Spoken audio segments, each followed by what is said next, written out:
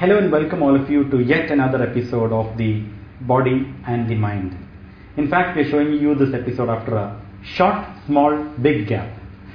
In fact, today our topic will be expect the unexpected. Welcome Sanjay ji after the small, long gap or the long, small gap. Okay, thank you. Today actually the topic would be expect the unexpected. What we meant to intend to talk in this topic is sometimes in life everything is not tailor-made towards your expectations, towards your plan or so on. For example, we all dream about something and then finally you don't reach up to the dream, and the ultimate result is frustration, heavy breathing, you just break down. So in such a situation, how does meditation help? How does yoga help? And what should we do in such a situation? Good, it's very good, and I can say it's a very practical knowledge that every human being should have in their day-to-day life today. The very essence of this knowledge is, first of all, yoga helps you to bring in a fantastic coordination between the mind, body and your inner self. This coordination becomes disoriented when certain things that we don't expect happens. When everything is normal, all are calm, relaxed, composed. Whenever any adversity happens or you are faced with a difficult situation, this is where we need this knowledge. In other words, in ordinary life existence, we react to these types of disturbances and you land up with all issues. That's where yoga makes you from the ordinary to the extraordinary. Mm-hmm. You shift yourself from the ordinary state of your thinking processes to that of the extraordinary. And for this, we have to understand the equipment that we all have, which is inbuilt in us. It's not an external. It's not external. See, even a human being, we say the greatest scientist uses only 4% of his capacity. And with the 4%, he is able to achieve so many things in the world. What about the 96% within? It is not touched. It is not rather tapped, I can say. So this is always dormant. And whenever you start going within, you start tapping your inner potential. Mm-hmm. And this inner potential is so strong and so powerful. This 4% disturbance is external, never touches you. For this, we always say you should learn to know your true nature, the true potential, the strength that all of us have. Mm-hmm. For that, body is just an external experiences which we gain, and maintaining the body is important. Mm-hmm. Breath plays a major role. Mm-hmm. Because if you see, we can sometimes live without food for some days, and nowadays people are not even eating food. So we see some yogis, they do it. But can anyone be without breath? Not possible. Impossible. But how far of us, or how many of us really know about this breath? As you said, whenever we don't expect something and something happens, immediately the mind disturbances has an intricate connection with your breathing pattern. Heavy breathing. You start breathing fast, palpitation happens, breathlessness can come. So your state of mind has an impact on the breath. If you see a farmer working in the villages, mm-hmm. their breathing is much more good.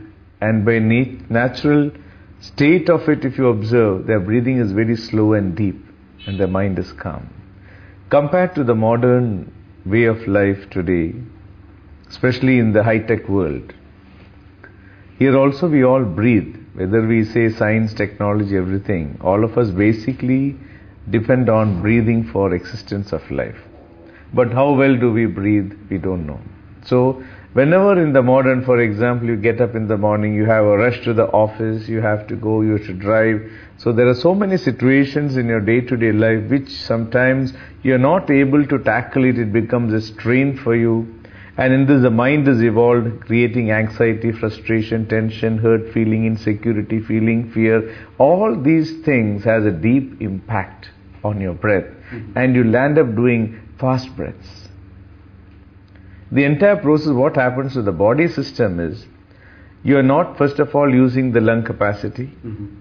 You are not purifying the lungs of the stagnant air. That's the reason for plenty of pulmonary diseases, tuberculosis, stagnant air, bad breath, all these things, because you don't have time to breathe fast, slowly, fully. You're breathing very fast.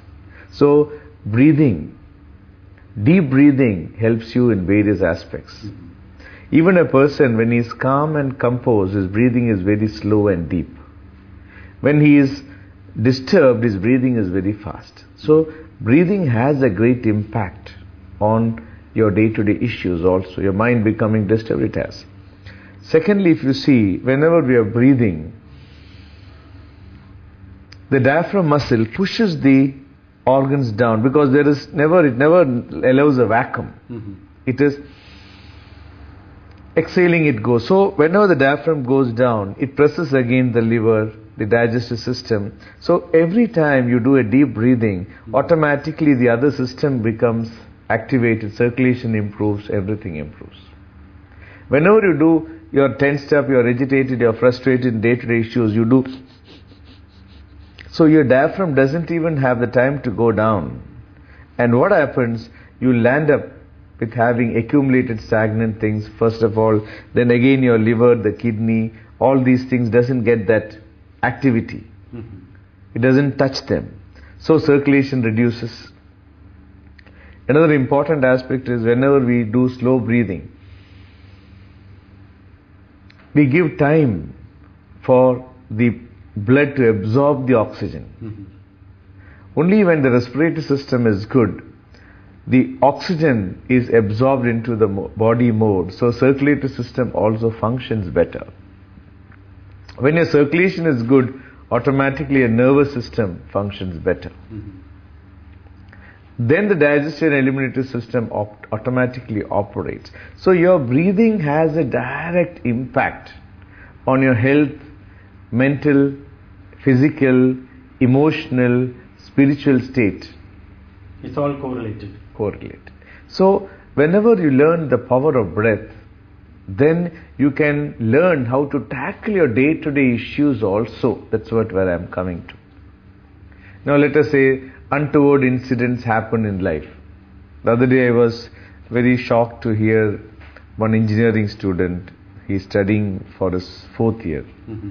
So today's modern education system is, pressurize the children how much ever you can with that project, this project, that. See, we should realize they are also children. They are also coming up. We need to support them. We should know how much they can take.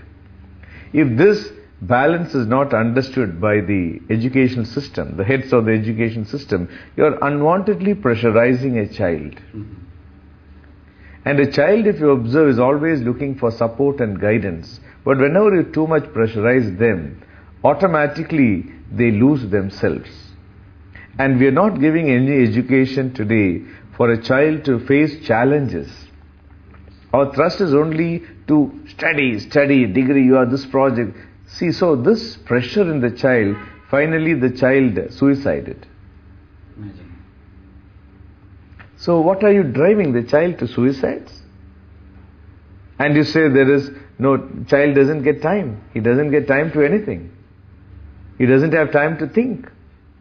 And the child suicides. And then you say, he was having that tension, this.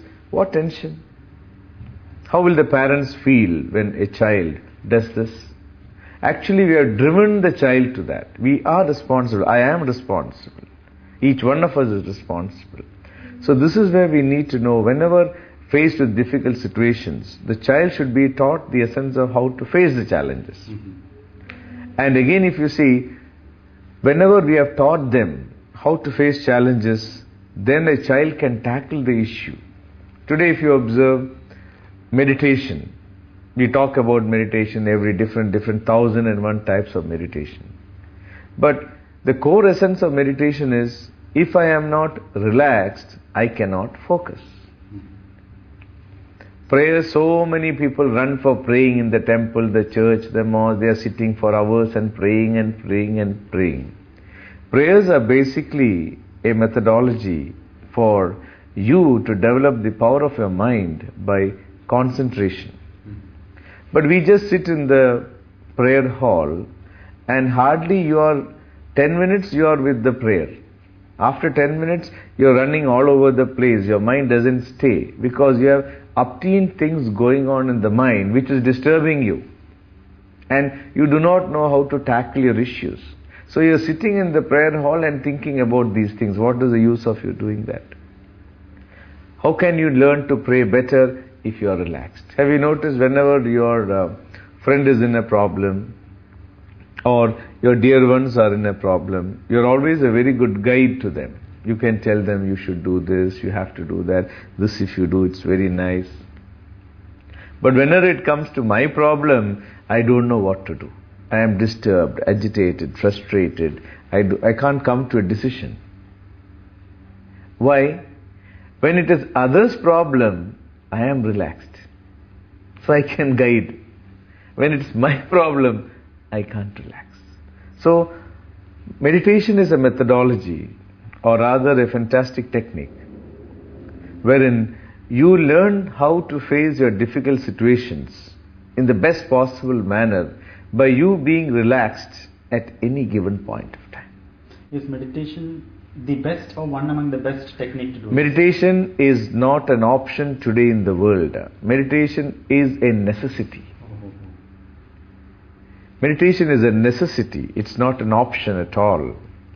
Because only when you're relaxed, your output, whether it's in your field of film or engineering or your education or in your business or in a high-tech business fields or any occasion, if you observe, the optimum result you get only when the person can be relaxed.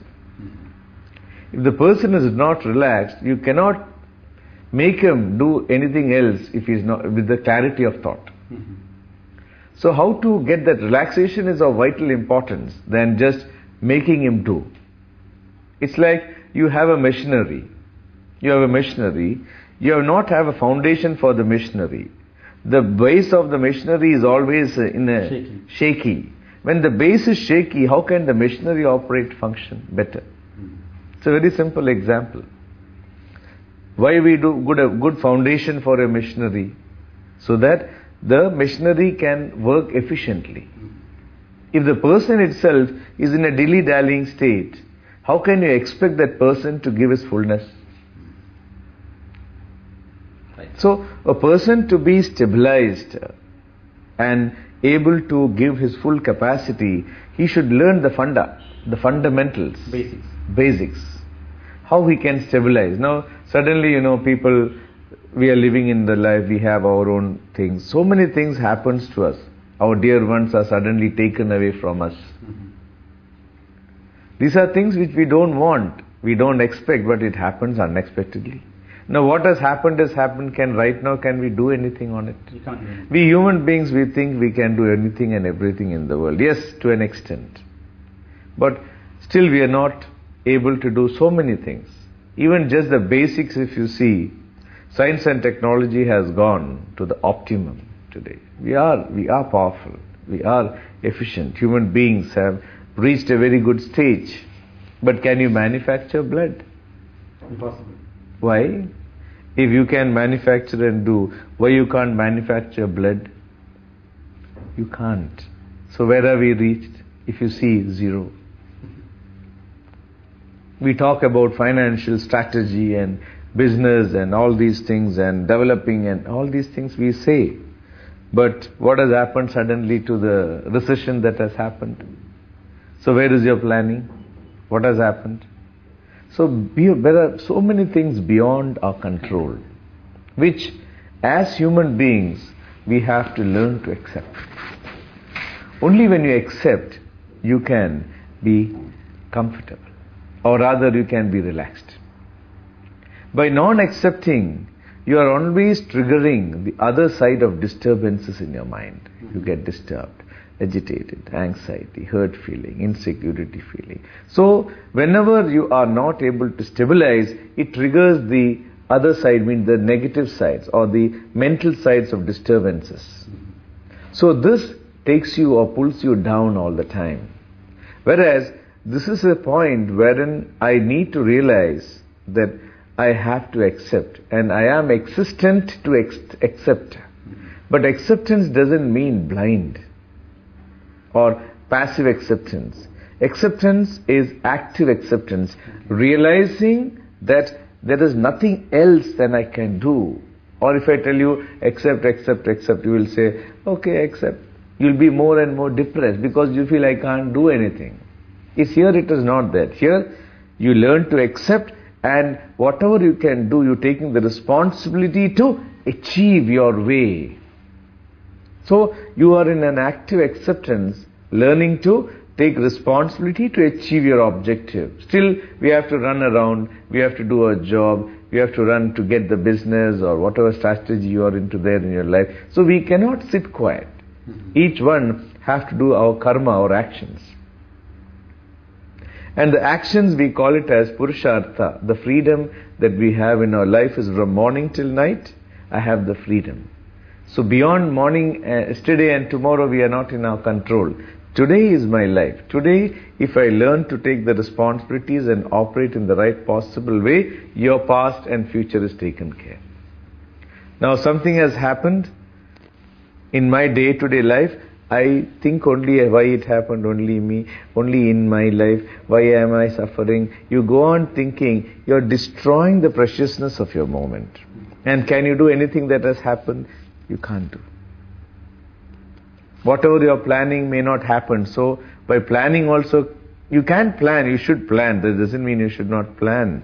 But doing the right thing at the right moment in the right place, it can give you anything that you want. So this is of vital importance. That present precious moment in life is of vital importance. So if you can't accept, then there's nothing. You are suffering. If you accept, it is not blind acceptance. How is it? Active acceptance by taking responsibilities. So that can come only when you realize there's a limit for me to do. But whatever I need to do, let me do 100%. So this helps you to tackle, whether it is your crisis or present situations, whether you sometimes lose your dear ones suddenly, whatever happens, you have to learn to accept. That's the first thing. That's the first thing. Because nothing else we can do. We are beyond that. We can't just say, I am everything. Yes, you are everything, but in your life only. What about the other things around? You don't have any control. First of all, you can't even control your dear ones on their habits. Then what are you talking about controlling everyone in the world? Impossible. I can manage myself. That's why yoga teaches you the core essence of management principles. Yoga is not just an exercise or a breathing or a meditation. It's the core essence of management principles, how you need to deal with your day-to-day issues. That's why yoga has to be implemented in the modern educational system, not as an option, but as a requirement, more required than your educational studies. It's a need rather than a want. Yeah. Because why it has to be there for a modern child? Because he's facing so much of traumas. Getting into a bus with an overload bag is a trauma. His homework is a trauma. His target is a trauma. Fighting to keep up with other children is again a trauma. So you're continuously putting a child in a very difficult situation, wherein you're not giving the knowledge for the child to how to face the situation. What is the system? Is this education? Education can help only when the personality is strong. If you have a missionary and you want the maximum output without servicing or without telling the know-how how to the operator, how to maintain, how can the operator maintain the machinery? As simple as that. This has to be properly understood by the systems. So that is why when an education system is strong, automatically, even when these children grow up in life, they can face challenges. They can face situations. So the generation becomes in a higher strata of facing every situation in life. Because here to a child, you are not giving the proper education to face a situation. You are only telling him study, homework, and parents are all behind him, study and study. So a generation is growing without knowing how to face situations. This is where we have to understand that yoga is a necessity. And meditation is not an option, but a requirement today. Because only your clarity of thought will come when you're relaxed. When relaxation comes, focus develops, whatever you're doing. So whenever you are doing your prayers, if you're relaxed, your prayers will be more effective, whether it is anything, whether you are in the temple or the church or a mosque or even anywhere, you are enjoying that focus. Only when you're focused, you enjoy your expansion of consciousness. Because when you focus, you know you can expand it better. And only when you expand, you know everyone is a part of me. And everyone is a part of you, why you should fight with others. So meditation is a fantastic knowledge which can help you to achieve not only from the narrow-minded existence that we live in to a much broader perspective.